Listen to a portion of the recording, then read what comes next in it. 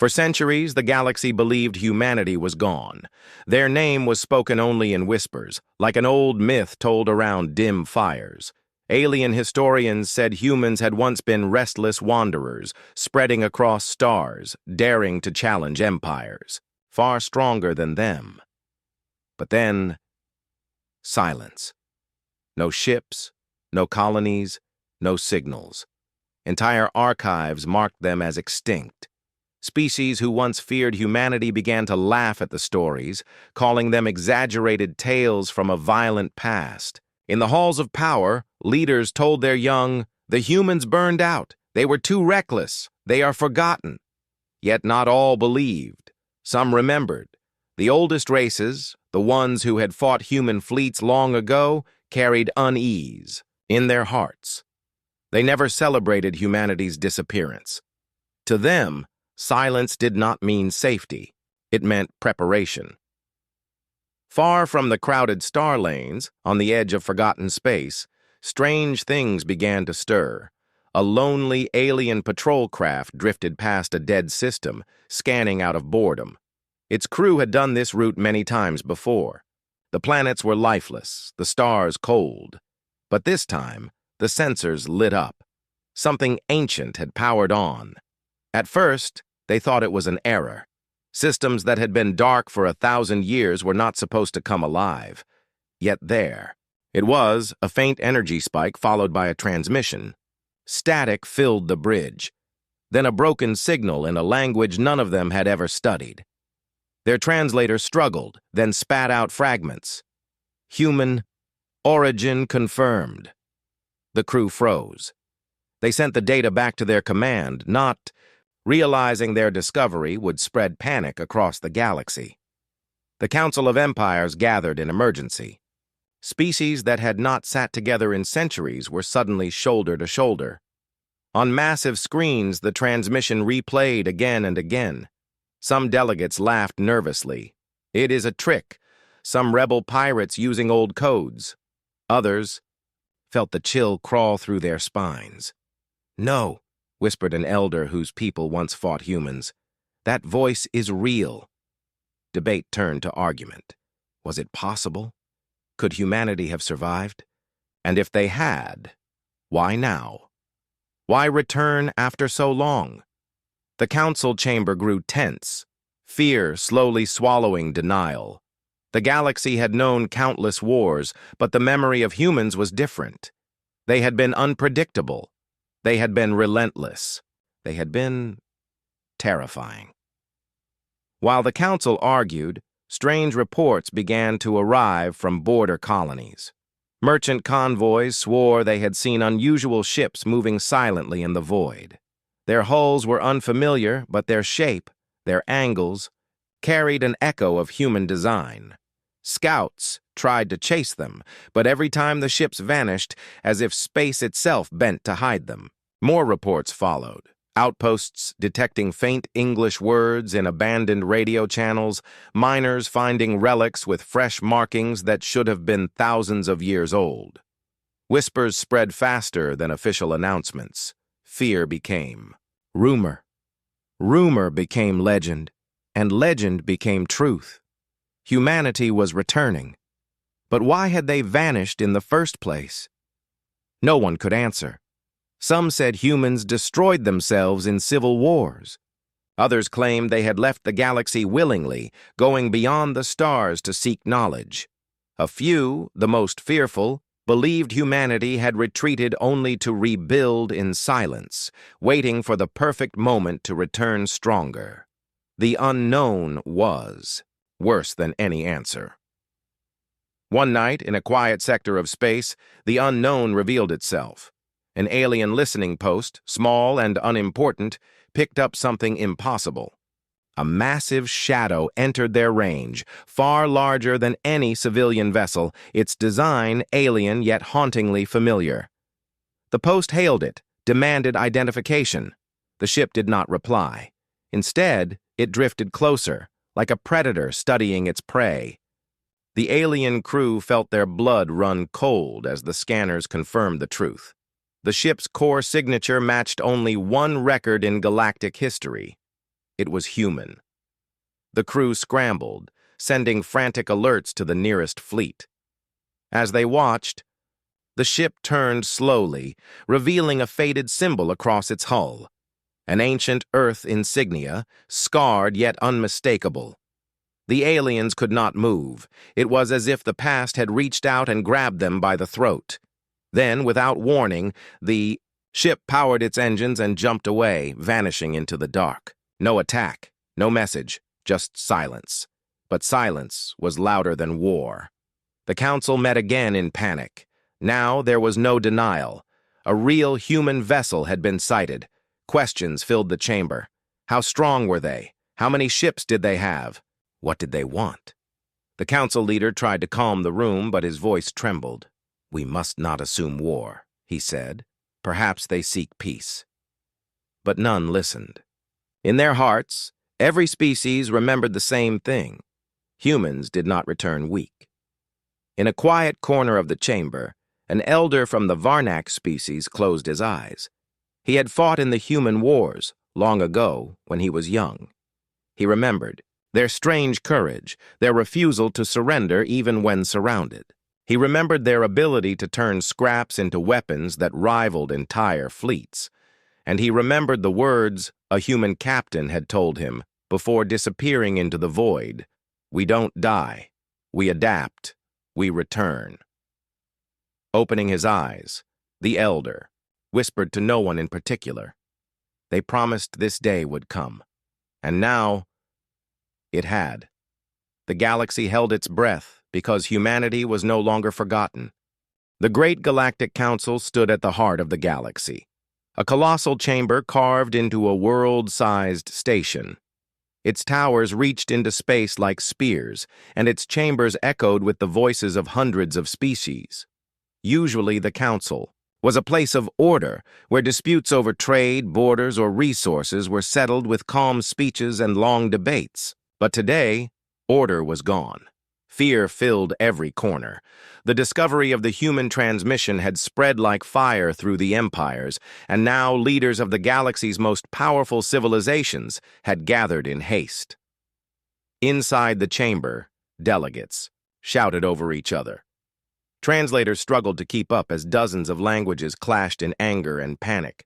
Some races demanded immediate military action. If humans live, then they are a threat. We must crush them before they rise again. Others urged restraint. No proof exists they are hostile. Perhaps they only seek contact. But no one truly believed that. The shadow of humanity's past was too heavy. Every empire carried scars of human defiance, memories of small fleets fighting against impossible odds and still winning battles that should have been lost. At the center of the chamber, the council speaker raised his voice. He was from the Zelthari, a species known for calm logic. His silver skin glowed under the chamber lights as he called for silence. "Delegates, control yourselves. We must treat this matter with clarity. The signal has been verified. It is human." The ship sighted near the listening post was also confirmed. This is no myth. Humanity has returned. The word sent a chill through the room. For centuries, they had comforted themselves with the idea that humans were gone. Now, the old fear had returned in full force. An insectoid representative from. The Kryn pounded his claws against the table. "You all know what this means. They left the galaxy to rebuild. They hid from us to prepare. If we wait, they will strike, and when they strike, none of us will survive." His voice buzzed through the air, sharp and urgent. But across the hall, a massive scaled warrior from the Doran Empire laughed with a booming roar. "Nonsense! The humans were a primitive species. Their ships were nothing compared to our fleets today. They vanished because they were weak. If they return, we will burn them out again, once and for all." The chamber filled with arguments, some born of fear, others of pride. Yet in the corners of the hall sat the oldest species, the ones who had fought humans most directly. They did not laugh. They did not shout. They sat in silence, watching, remembering. To them, the return of humanity was not a rumor to be mocked. It was a storm long foretold.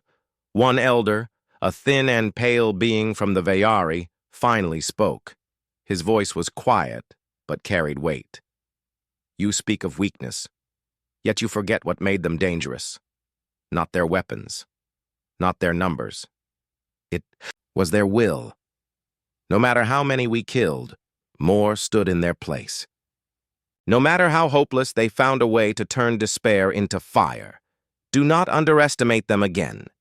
The chamber fell silent at his words. Even those who mocked felt the unease grow. Old records, once buried, began to play across the screens. Footage of ancient battles appeared. Human cruisers ramming alien dreadnoughts, soldiers fighting even after their weapons failed, colonies that refused surrender until the last breath. It was more than history. It was a warning. As tension grew, a sudden alert interrupted the council. A communication officer rushed in, bowing quickly. Honored delegates, we have received another transmission. Gasps echoed. The speaker demanded it be played at once. The chamber dimmed, and a voice filled the hall. It was old, distorted, but clear enough. It was human. We are coming back. That was all. No threats, no demands. Just 5 words. But those words fell heavier than any declaration of war. For the first time in generations, the galaxy heard the human voice echo through its core. Panic erupted instantly. Some delegates shouted for full mobilization of fleets. Others demanded negotiations. Some simply sat frozen, unable to speak. The speaker tried to restore calm, but his voice was drowned by chaos. Meanwhile, outside the chamber, whispers began to spread among the guards, the aides, the servants who moved between the halls. Stories traveled faster than facts. They said entire human fleets had been sighted at the galactic rim. They said human colonies hidden in the void had already been built into fortresses. They said spies who tried to follow human signals never returned. Whether true or false, the whispers became more dangerous than the facts themselves. Fear was spreading faster than any army. In a secret corner of the council station, a smaller meeting was taking place. Not all empires wanted to wait for proof. Representatives from the Kryn, the Doran, and several others met in shadows, away from the speaker's watch. If humans truly return, we must act before the rest of the galaxy bends knee to them, one said. The council wastes time in debate. We must prepare to strike first. A second added, yes, strike fast, strike hard, end them before their strength grows.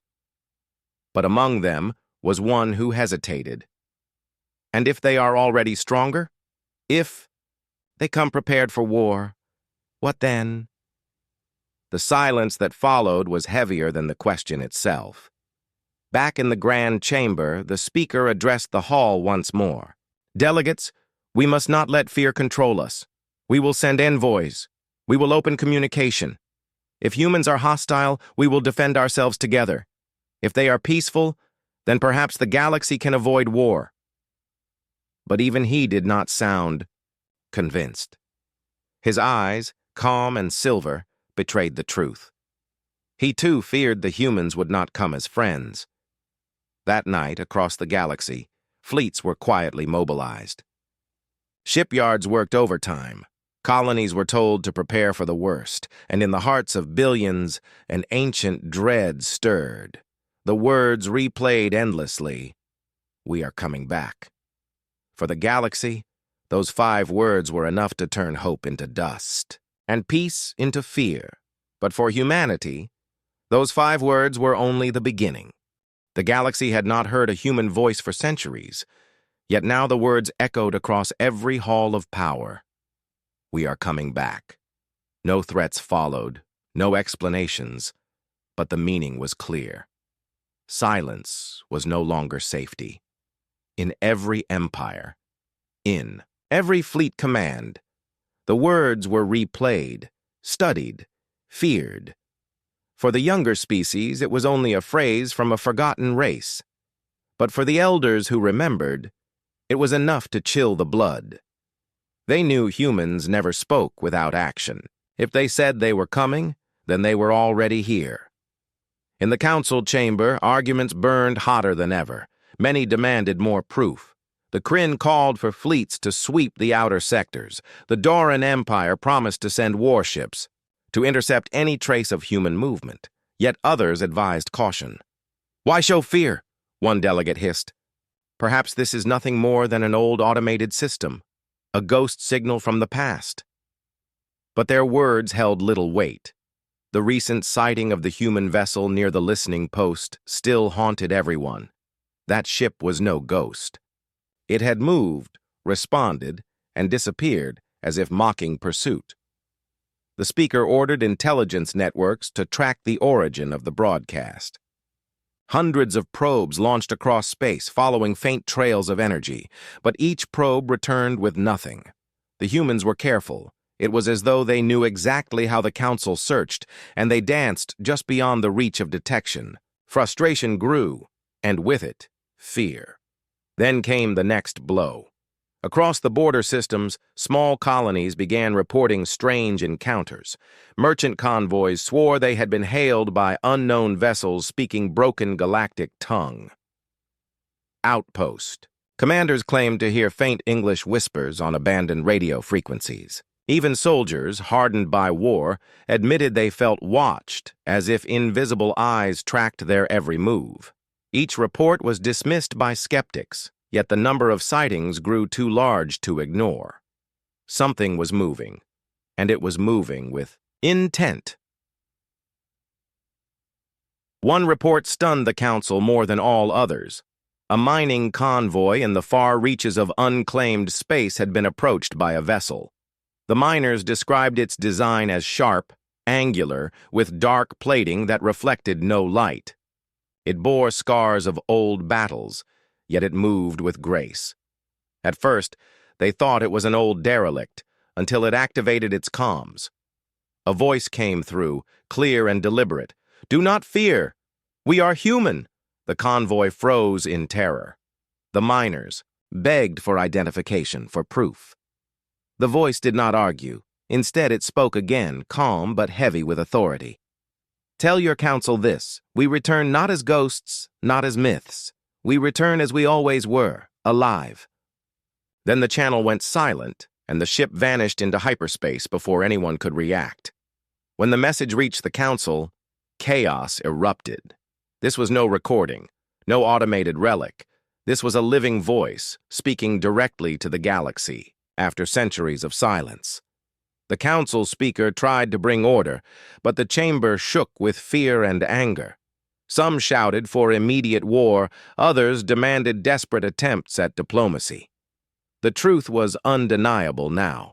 Humanity was not only alive but reaching out deliberately, and they knew exactly how to spread fear without firing a single shot. Meanwhile, in the hidden corners of the council station, spies and shadow agents carried whispers back to their empires. Not all intended to wait for council decisions. Some leaders began planning secret coalitions, determined to strike humans before they grew too powerful. But others hesitated. The stories of humanity's wars were carved into history. Attacking them blindly could mean awakening a storm none could stop. Far away, on a quiet border world, the first direct confrontation occurred. A patrol fleet of the Doran Empire detected an unidentified ship crossing their territory. They moved to intercept, confident in their strength. Their commander demanded identification. For a moment, there was silence. Then, over the comms, came a voice unlike any they had heard for generations, deep, steady, and human. "You should not block our path."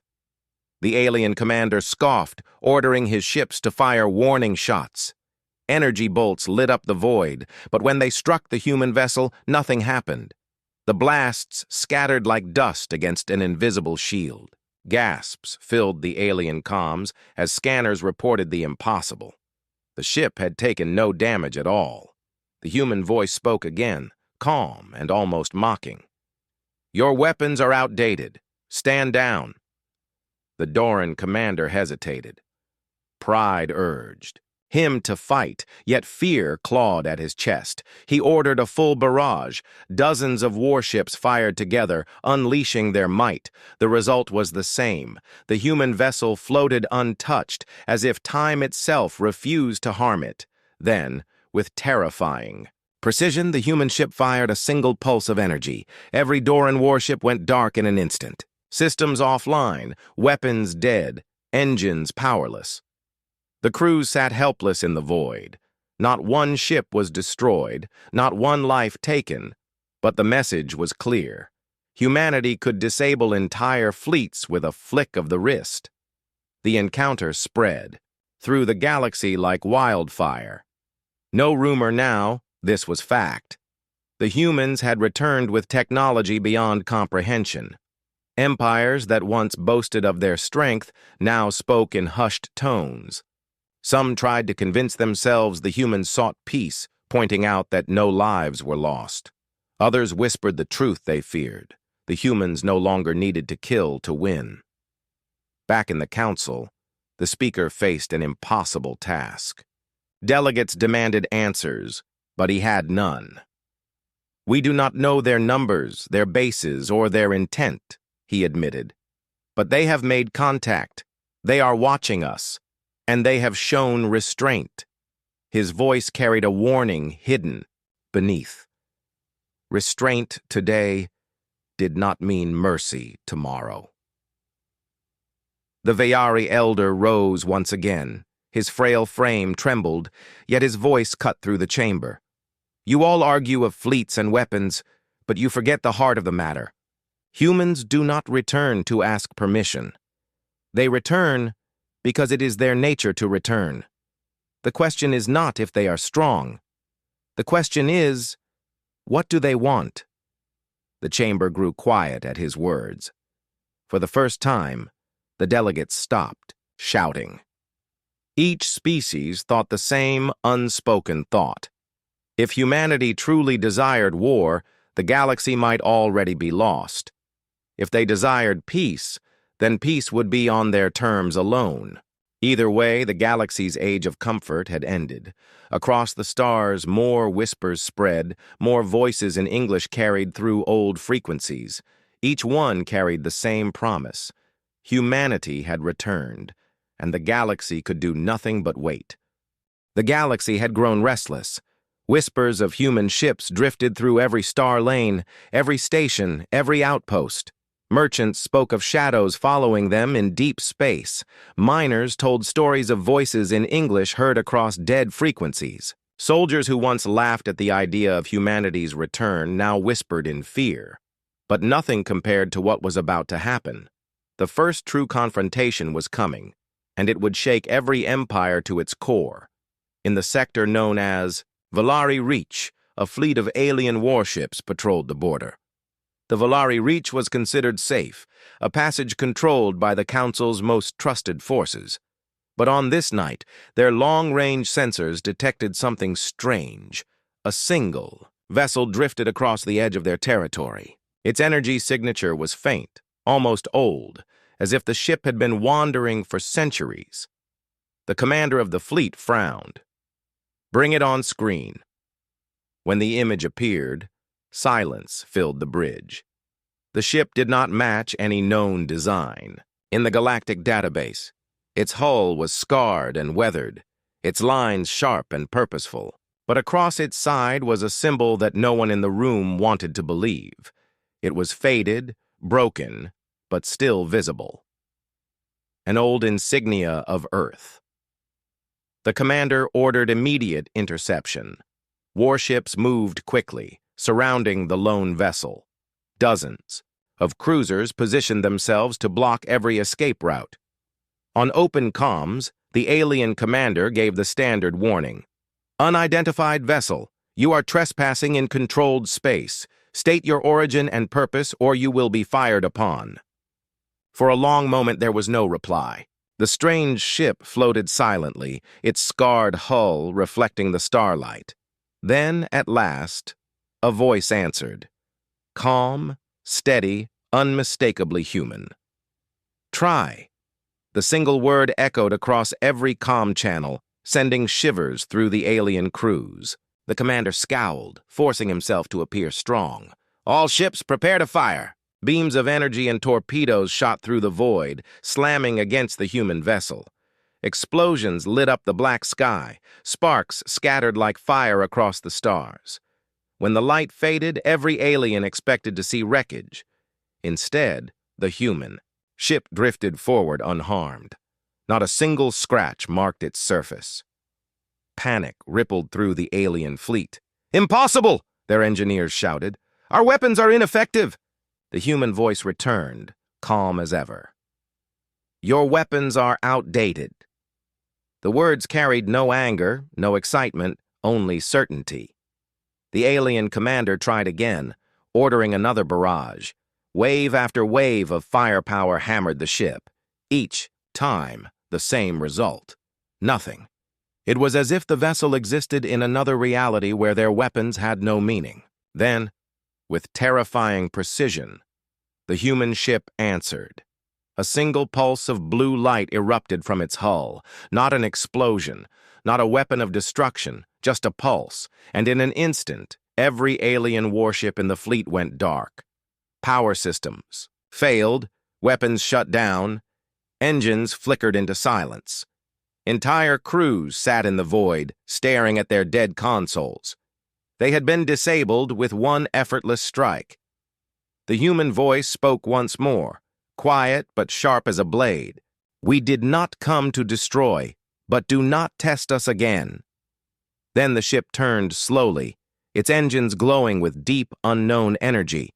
In seconds, it jumped into hyperspace and was gone. The alien crews remained adrift, powerless and terrified.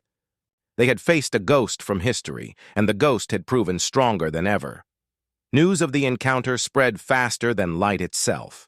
Within hours, every empire, every colony, every station had heard the story. Some refused to believe it. "Exaggeration," they said. "No ship is invincible." But deep down, fear gnawed at them.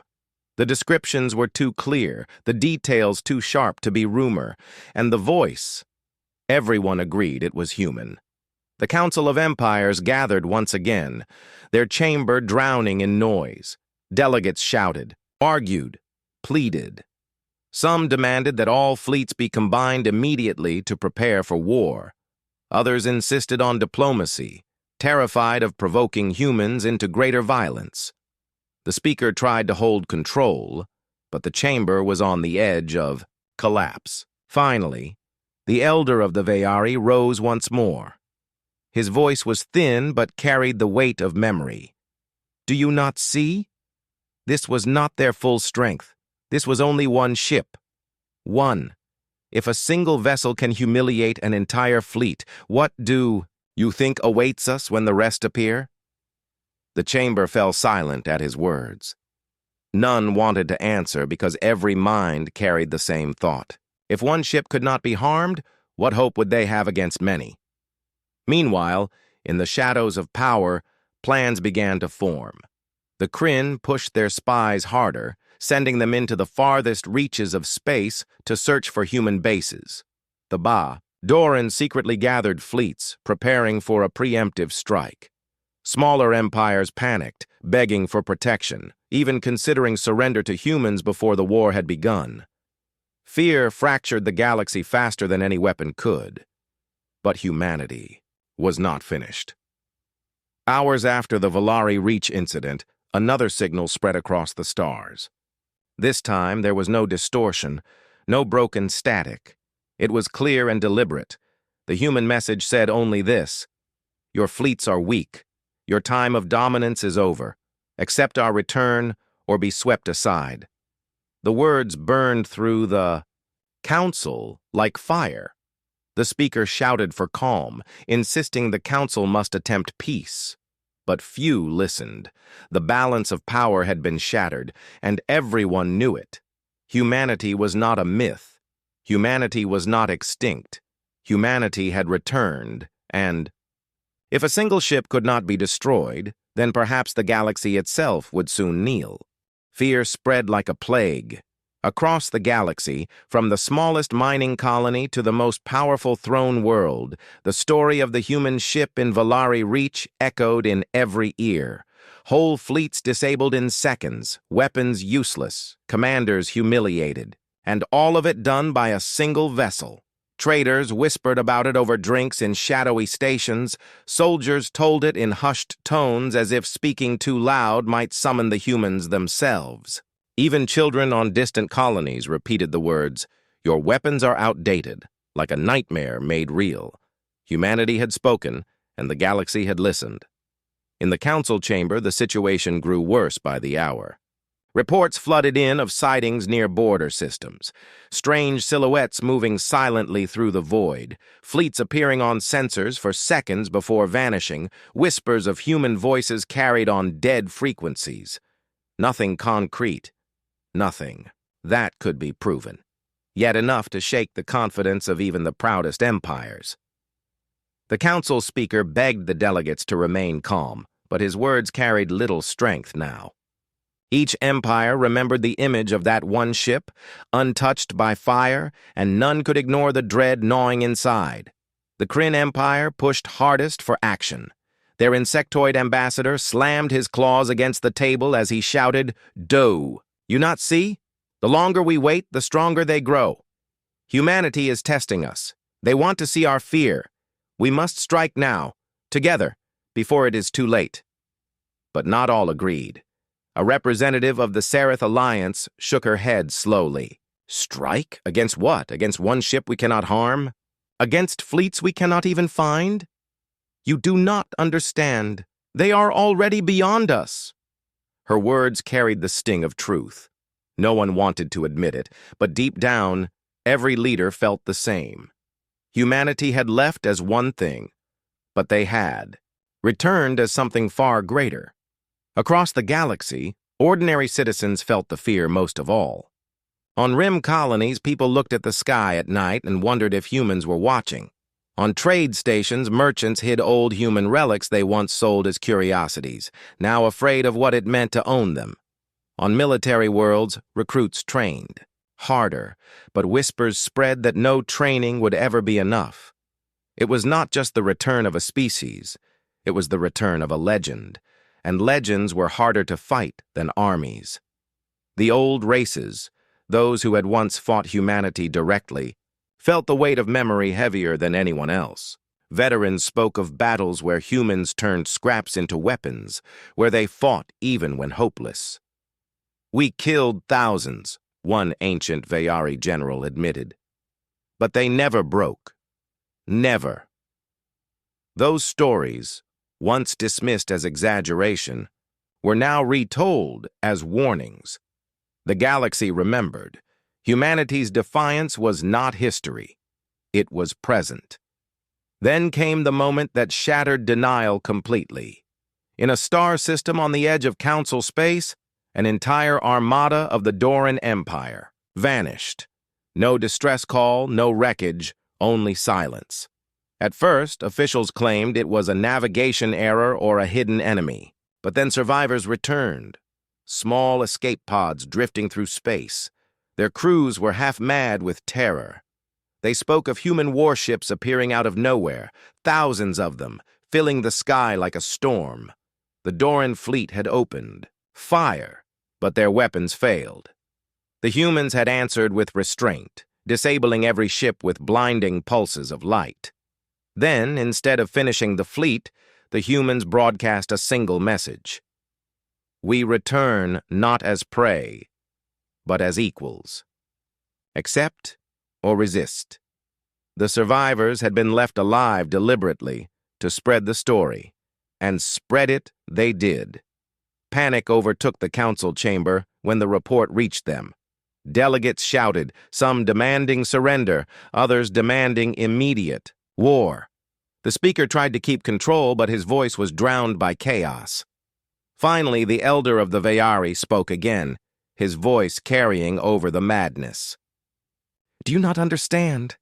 They could have destroyed the Doran fleet. They chose not to. This is not weakness. This is power. They want us to know they can end us at any time, but they give us a choice." His words fell like stones into water, rippling through every delegate's thoughts. Humanity was not seeking destruction. They were seeking position. They were demanding recognition not as a forgotten species, but as a power above all others. Still, not everyone accepted fear as truth. The Kryn and several other empires refused to bow. In secret meetings, they plotted together, believing they could unite their fleets and overwhelm the humans before it was too late. Pride blinded them. They remembered the humans of the past, the reckless fighters with fragile ships and burning will. They did not believe in the humans of the present, with fleets that appeared from nothing and weapons that could silence armies without killing a single soul. Their pride told them humanity was still mortal, still vulnerable. They would soon learn how wrong they were, but even as fear and pride clashed among the empires, one truth became clear. The galaxy's balance had been broken. The humans were no longer forgotten. Their name alone sent waves of terror through billions of hearts. Fleets prepared, spies searched, leaders plotted, but all of it carried the same desperate undertone. Humanity had returned, and no one knew what would come next. On the edge of known space, hidden in the dark void, the human fleet waited. Thousands of ships, their hulls forged from technologies no alien scanner could fully read, hung in silence. Their captains spoke in low voices, watching, listening. For them, this was not the beginning of war. It was the beginning of something far greater. Humanity had been silent for centuries. Now the galaxy would remember. And in the chambers of power, among the frightened whispers of alien leaders, a single truth took root like a seed of dread. Fear had returned. But worse than fear was the knowledge that fear was only the first step. Humanity had not yet shown their full strength. They had only shown enough to remind the galaxy of one thing. Forgotten no more, humans had returned to shake the stars themselves. The galaxy had seen many powers rise and fall, but none carried the shadow of mystery like humanity's return. For centuries, the empires had measured strength in numbers, fleets, and weapons, but now they faced something different. Humanity did not show their true power through battles alone. They revealed it through control, through precision, through their ability to do what no other race could. Where other empires relied on brute force, humans demonstrated mastery. Their ships appeared where no sensors could detect them. Fleets vanished into nothing as if the void itself obeyed them. Alien scientists tried to explain it as cloaking or advanced shielding, but nothing matched the truth. Humanity had transcended the technology of the Council. They were playing on a level no one else understood. The Council gathered once again in panic. Delegates shouted about the Doran fleet's defeat, about the warning message left behind. Some claimed it was illusion, some claimed it was propaganda. But deep down, every leader knew the truth. Humanity had given them mercy, and mercy from such power was more terrifying than destruction. The Kryn ambassador, his insectoid eyes blazing, demanded proof of humanity's limits. "They are not gods," he hissed. "They bleed like all of us. We will show the galaxy their weakness." But his words rang hollow, even to those who agreed with him. Fear had cracked their courage, and every mind carried the same question. What if humanity had no weakness left? While the Council argued, humanity acted. Without warning, human ships appeared in 10 separate systems across the galaxy. They did not fire, they did not conquer, but they made their presence undeniable. In each system, they disabled entire fleets with invisible pulses of energy, cutting power, freezing weapons, and locking engines. Then they transmitted the same message in every tongue of the Council worlds. We do not seek war. We seek respect. Humanity stands as one, forgotten no more. The message lasted only seconds, but it was enough to paralyze the galaxy. The Council's fleets were shown to be powerless again and again. No matter the distance, no matter the numbers, the result was the same. Ships fell silent, commanders lost control, and humans remained untouched. It was not war, it was demonstration. Ordinary citizens began to whisper that the humans were unstoppable, perhaps even untouchable. Fear turned into awe, and awe turned into dangerous hope. Some began to wonder if humanity, once crushed by the empires, had returned as liberators.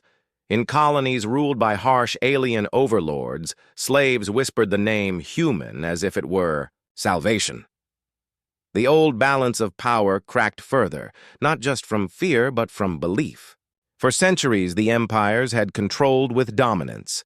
But now that dominance was slipping because people believed in something else. That was humanity's true weapon, not just technology, not just fleets, but the ability to inspire. Humanity did not need to rule every system to hold power. Their strength was unmatched because their legend grew faster than any empire could suppress. The Kryn, furious and desperate, launched a secret operation. They sent their elite fleet into the Eadid shadows to hunt a human vessel. They believed that if they could capture even one, they could unravel the mystery. But when their fleet reached the edge of a dying star, they found what they sought, and regretted it instantly. A single human dreadnought floated there, massive, silent, its surface glowing faintly with shifting patterns of light. The Kryn opened fire with every weapon they had, beams and missiles filling the void. For minutes, the space around the dreadnought burned like a star, but when the fire cleared, the human ship remained untouched. Not a scratch, not a mark. Then, with calm precision, the dreadnought responded. No explosion, no destruction, just a single wave of energy. The entire Kryn fleet froze. Their weapons died, their engines stalled, their communications fell silent. And then, slowly, one by one, their ships drifted into formation, pulled by forces they could not resist, lined neatly in front of the dreadnought like prisoners bowing before a throne. The Kryn commander, trembling, demanded to know what the humans wanted. The answer came not with anger but with terrifying calm. We want you to understand. Power unmatched is not for conquest. It is for choice. The galaxy must choose how it remembers humanity, from fear or from respect. Then, in a final act of mercy, the dreadnought released the Kryn fleet. Systems came back online, weapons returned, engines roared to life, but the message was clear. The Kryn had failed, and the humans had allowed them to live only to spread the story further. When word of the encounter spread, even the most stubborn empires could not deny the truth. Humanity was not merely back. Humanity was beyond them. Their ships, their weapons, their strategies, all of it existed on a level no alien could match. It was not just strength, it was superiority. Yet in this unmatched power, there was restraint. That restraint frightened the galaxy more than any destruction could. Because if humanity could destroy them all and chose not to, then it meant humanity was not simply a rival, they were a judge. Whole civilizations now lived under the shadow of that judgment, never knowing when or where the humans would appear next, never knowing if they would be spared or silenced. In the darkness of space, as human fleets drifted silently like ghosts among the stars, one truth became impossible to deny. Humanity had not returned for revenge alone. They had returned to reshape the galaxy itself, and with their unmatched power, nothing could stop them. The galaxy was not silent anymore. Humanity's unmatched power had spread like fire across every star system. Entire fleets had fallen without a shot, and colonies whispered the name of humans as if it was both salvation and fear. Yet in the shadows of this awe, rebellion began to grow. The great empires that once ruled without challenge now felt the cracks in their control. On slave worlds, miners and workers lifted their eyes to the stars, daring to believe that their chains might break. In merchant hubs, whispers spread that trade could finally be free if humanity continued to weaken the council. Even soldiers, hardened by years of loyalty to alien masters, began to question whether their cause still mattered if humanity stood above all. But rebellion was dangerous. The council knew that belief in humanity was more dangerous than humanity's weapons. They had already seen how people's hearts shifted, how whispers turned into courage. The Kryn, humiliated after their failed attempt to trap a human dreadnought, began secret operations to crush any colony that dared speak the human's name with hope. They believed fear was the only weapon left to keep the galaxy in line. Fires burned on distant planets as soldiers marched against their own citizens. Whole populations were silenced before the whispers could turn into shouts. But what the empires failed to see was that every act of cruelty only pushed the people closer to rebellion. They were no longer afraid of death, because they had seen humanity return from being forgotten. If humans could rise from ashes, why not them? The council argued day and night, their chambers echoing with fear. Some demanded war, others demanded peace, but none could agree. The humans' silence made it worse. They did not conquer, they did not demand surrender. They simply waited and watched, and in that silence, the galaxy tore itself apart. On the world of Dravax, a small spark turned into a blaze. The Dravaxi people, long under the iron control of the Zarn Empire, rose against their masters. Armed with stolen weapons, they stormed the barracks and declared themselves free.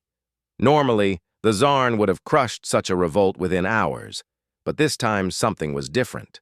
The rebels fought with a strange confidence, a belief that humanity was watching, that they would not be abandoned. For 3 days, the fighting raged across the city. The Zarn unleashed war machines and bombarded districts, but the Dravaxi refused to bow. Then, on the 4th day, the skies above Dravax shifted. A shadow fell across the battlefield. It was not a fleet, not an invasion, just a single human ship, black against the stars, silent but undeniable. The fighting stopped instantly. The rebels cheered, the Zarn froze, and the human ship sent no weapons, no orders, just a signal. "We are here." That was enough. The Zarn soldiers, hardened and brutal, looked at the sky and felt their courage die. They had seen what humanity could do to fleets far greater than theirs. Within hours, they withdrew, leaving the rebels in stunned victory. Across the galaxy, the story spread like wildfire. Humanity had not given weapons, had not fired a single shot, yet their presence alone had turned rebellion into triumph. Suddenly, more colonies rose up. On worlds ruled by the Kryn, slaves shattered their chains. In the trade hubs of the Jalari, merchants refused to pay taxes to their overlords. Even within the council's core, whispers grew among ordinary citizens, who had long lived in fear. Everywhere the same words were spoken. Humanity is watching. But rebellion was never simple. The empires struck back with fury, slaughtering entire cities to send messages of fear. The galaxy became a place of fire and shadows, rebellions rising and falling, hope clashing with despair. And yet through it all, humanity remained silent, their ships drifting across the stars like ghosts. They interfered only when the empires went too far, appearing at the edge of battles, watching, reminding all sides that they could not be ignored. Some began to question humanity's motives. Were they protectors, or were they letting the galaxy bleed so that their legend grew stronger? The rebels themselves argued. Some believed humanity would save them. Others feared humanity only used them as pawns. In the shadows, rebellion was no longer just against the empires. It was against fear itself. Humanity had shaken the galaxy, but now the galaxy struggled to decide what it wanted to become. On the hidden world of Thalos, a secret council of rebel leaders gathered. Humans had not invited them, but their inspiration filled the room. Leaders from Dravax, from Kryn slave worlds, from Jalari trade hubs sat together for the first time in history. They spoke of freedom, of a galaxy no longer ruled by empires, of a chance to build something new.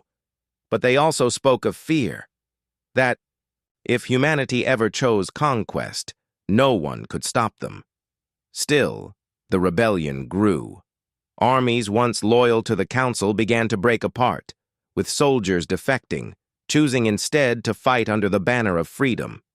The galaxy was slipping into chaos, and the Council could feel it. In their chambers, the ambassadors shouted that humanity had started this rebellion, even if they never gave the orders. "They have unleashed something worse than war," one cried. "They have given hope." And hope in the shadows was more dangerous than any weapon. Humanity had not spoken again. They had not declared themselves rulers, but their silence was louder than any declaration. Rebellions burned, empires faltered, and the galaxy stood on the edge of something new. In the darkness of space, humanity's ships drifted like silent judges, and no one could tell if they would deliver salvation or judgment. The galaxy had reached a fragile point where every action threatened to ignite a storm. The rebellions that began in whispers now blazed openly across dozens of worlds. The Council tried to hold the cracks together with fear, but fear was no longer working. Whole battalions deserted their posts, fleets abandoned their stations, and civilians refused to obey their rulers. The rebellion was no longer a handful of uprisings. It was a wave threatening to drown the old empires. Yet the rebels were divided, and that division was their weakness. Some wanted full independence and to never bow to anyone again. Others demanded an alliance with humanity, convinced that only humans could protect them from the return of imperial rule. A few even feared humanity's power and argued that freedom without restraint would only invite new chains, and through it all, humanity remained silent. Their ships moved like shadows, appearing above burning cities or broken fleets, never firing first, never declaring war, but their presence alone shaped every decision. The Council saw this silence as a weapon, a strategy of letting rebellion eat the galaxy alive until nothing stood against humanity. Desperate, the Kryn proposed a final act, to unite all remaining empires into a single war against both rebels and humans. "If we do not strike now," the Kryn chancellor hissed, "we will not live to strike at all." The chamber roared with arguments. Some feared war would only speed up the collapse. Others believed it was the only way to restore order. In the end, the Council fractured. Some empires pledged war, others refused, and for the first time in centuries, the Council itself began to break apart. This was the breaking point. On the rebel world of Thalos, news of the Council's split reached the secret leaders. Hope surged, but so did fear.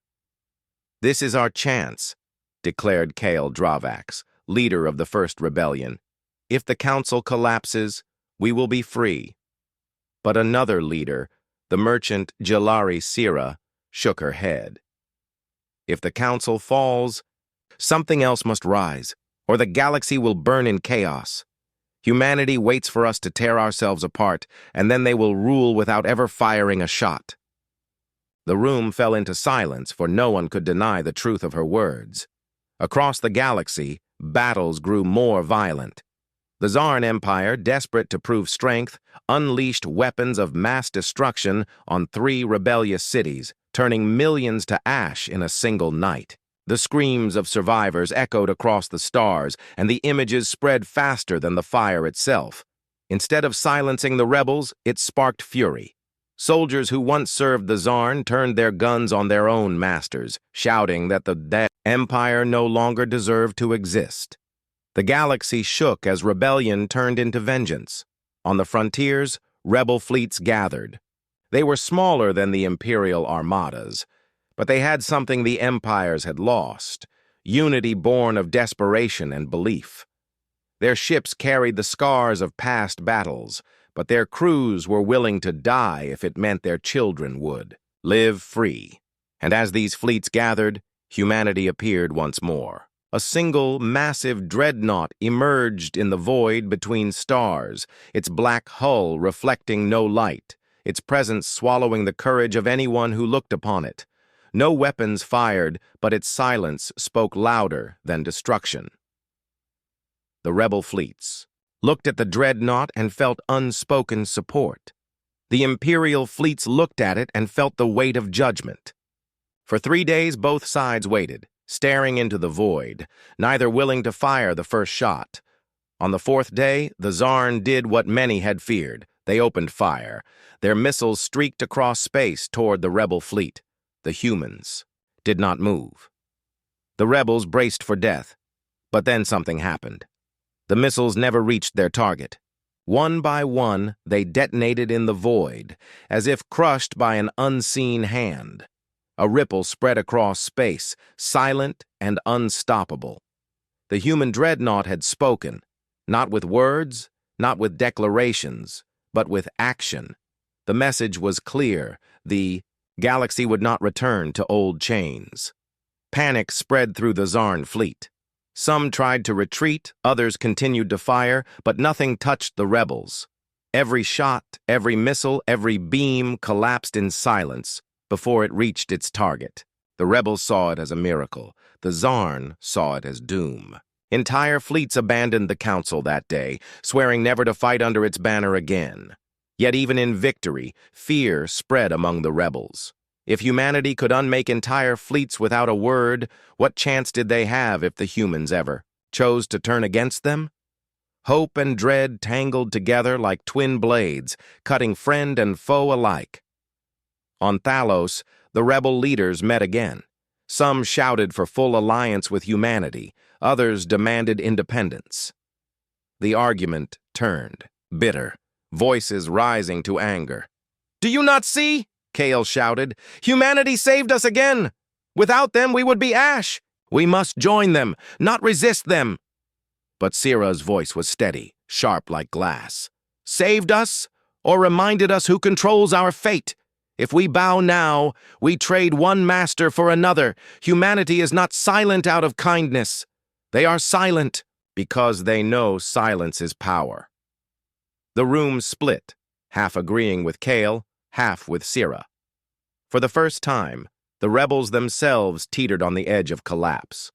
Outside, the galaxy burned brighter. Planets rose, empires fell, fleets shattered, and the council no longer controlled the storm. It was a time of chaos, and in chaos, humanity's shadow only grew. Every rebellion, every victory, every destruction was now tied to them, whether they wished it or not. And as the stars churned with war, one truth became clear. The breaking point had been reached. The galaxy could no longer return to what it was. The only question left was what would rise from the ashes, and whether humanity would let it live. The galaxy lay in ruins, its stars scarred by endless battles, its planets covered with the ashes of fallen cities, and its people caught between the dream of freedom and the fear of what would come next. The council, once unshakable, had broken, apart like shattered glass, its members fleeing to protect their own empires, their voices no longer carrying weight. The rebellions had gained victories, but every victory left them weaker, for each city burned, each fleet lost, meant more blood and fewer resources to build a future. Across countless systems, survivors stared at the ruins of their homes, asking the same question: what now? The rebels were not united. Kale Dravax pushed for full alliance with humanity, convinced that humans were the only shield strong enough to protect them from the return of tyrants. Jalari Syrah resisted, warning that dependence on humanity meant exchanging one master for another. The debate tore at the heart of the rebellion, even as the people cried out for leadership, and in the silence, humanity continued its strange game. Their ships hovered like shadows above ruined systems, offering no orders, demanding no tribute, but their very presence shaped every decision. When humans appeared, rebellion grew stronger. When they vanished, fear returned. Many began to whisper that perhaps humanity had no need to conquer, for the galaxy was conquering itself in their name. On the broken world of Nivara, once a shining jewel of the Council, refugees gathered by the millions, living in the ruins of skyscrapers and tunnels beneath the scorched ground. It was here that the first great assembly of survivors took place. Leaders of shattered fleets, governors of burned worlds, and commanders of rebel cells all came together. Some argued for surrender, others for defiance, but one truth was clear: no one trusted the old order anymore. "The Council is dead," a scarred admiral declared. "The empires are crumbling. If we do not create something new, the galaxy will burn until nothing is left." His words carried weight, and for the first time a spark of unity began to form. They spoke of building a new coalition, not of empires and rulers, but of worlds working together to survive. Yet even as they spoke, a shadow passed overhead. A single human vessel appeared above Nivara, massive and silent. Its black surface reflected the broken light of the ruined city below. Fear rippled through the crowd.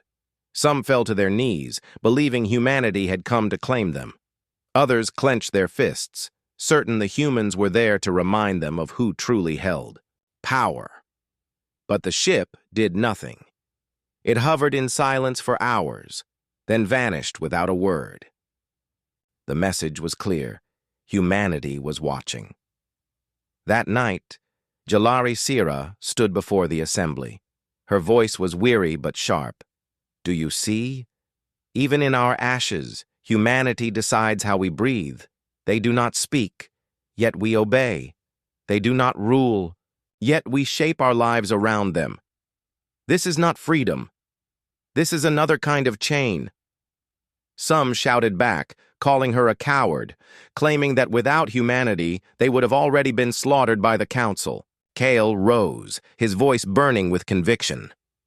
"Yes, humanity is powerful. Yes, they are watching. But they gave us a chance to fight, and we live because of them. Perhaps they are silent not because they want to rule, but because they want us to decide our own future. Would you rather they dictate everything, or will you accept their gift of silence and rise to meet it?" The debate shook the assembly, but no decision came.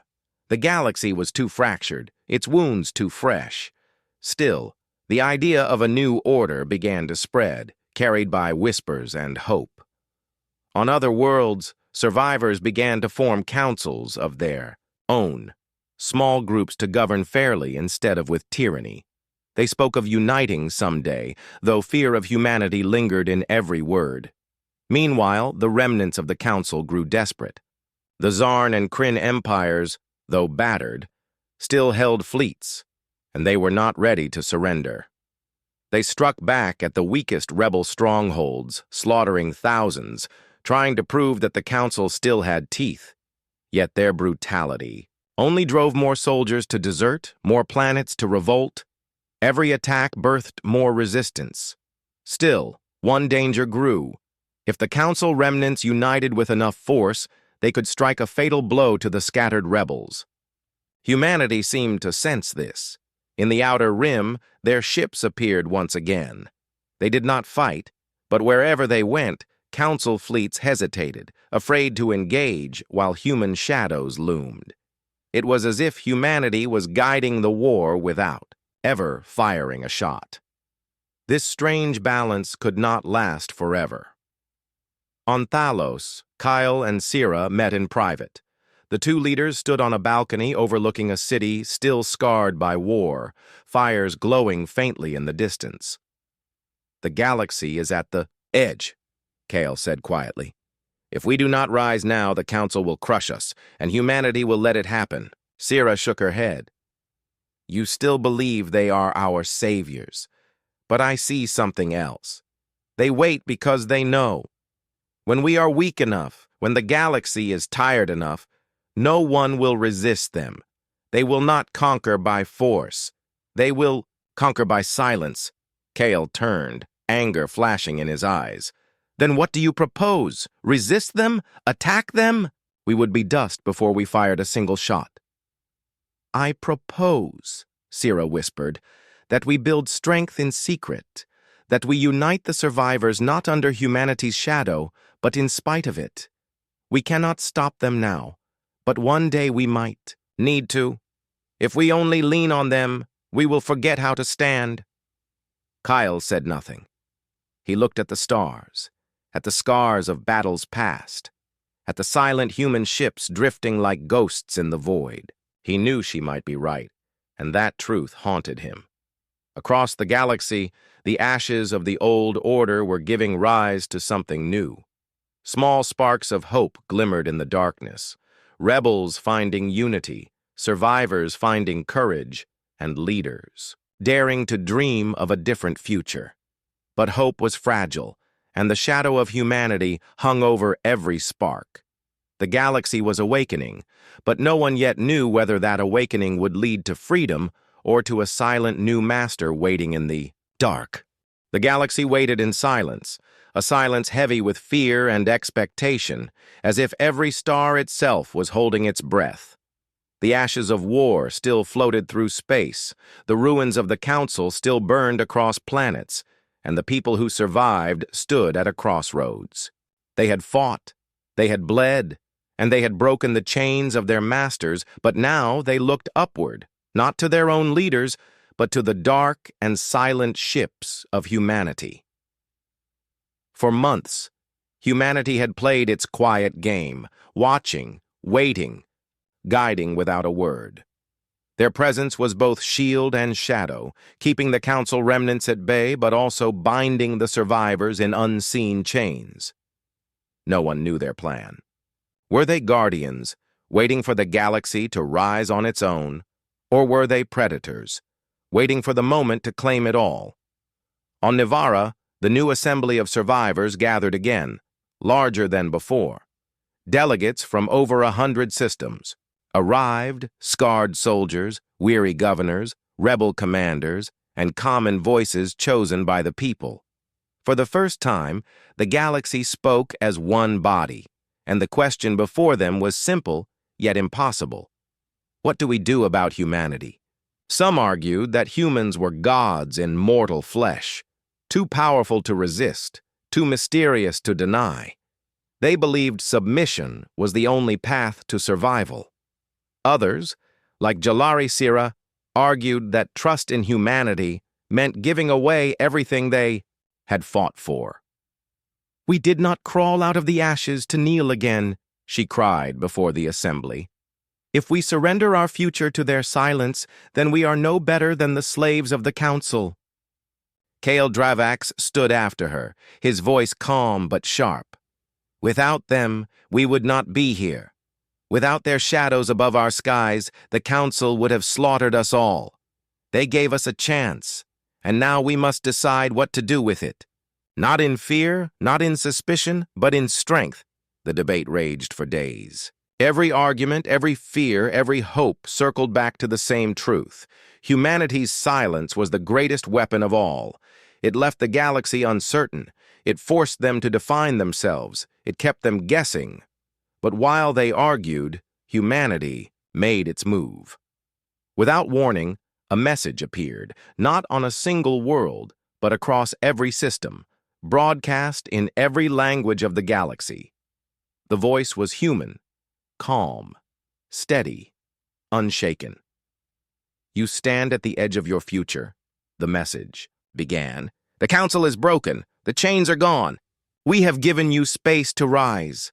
But now you must choose. Will you unite, or will you fall apart? Will you rebuild, or will you let the ashes consume you? Humanity will not rule you. We will not build your future for you. But we will not allow tyranny to return. Stand together or be swept aside. The choice is yours." The galaxy froze. For centuries, they had been ruled by power, by force, by the commands of empires. And now, humanity was saying they would not rule. They would not conquer, but they would not allow the return of tyrants either. It was not a threat, not a promise, but something greater, a challenge. On Nivara, the assembly erupted into chaos. Some cried in relief, believing humanity had given them freedom at last. Others shouted in fear, hearing the warning beneath the words. "They say they will not rule," Jalari whispered, "but they claim the right to decide who may. That is, rule in another form." Kyle shook his head. "No, they are forcing us to rule ourselves. For the first time, no one is giving orders. We must build something better or we will be swept away." Across the galaxy, reactions split. On rebel worlds, cheers filled the skies, people embracing the dream of self-rule. On former council planets, anger and fear burned, leaders unwilling to surrender their grip on power. The remnants of the council gathered in secret, plotting to defy humanity's command, to rebuild their fleets and strike again. But humanity had not finished. Days later, their ships moved. From the outer rim to the heart of the galaxy, titanic human vessels descended into ruined spaceports, not with weapons drawn, but with supplies, medicine, and technology. They brought food to starving refugees, power to broken cities, and tools to rebuild shattered homes. They asked for nothing in return. It was an act so simple yet so terrifying, for it showed the true depth of human power, not just in war, but in mercy. The galaxy trembled, for this was not conquest by fire, but conquest by hope. Even Jalari could not deny the effect. She stood in the ruins of Thalos, watching human engineers help rebuild hospitals and homes, and she felt the weight of her words falter. Was this truly chains, or was it something different? Yet still, fear lingered. For what humanity gave, they could also take away. One day, a human commander spoke to Kale in private. His words were cold and direct. "We do not seek your throne. We seek your strength. If you rise, we will stand with you. If you fall, we will end you, for the galaxy cannot survive another council." Kyle understood then.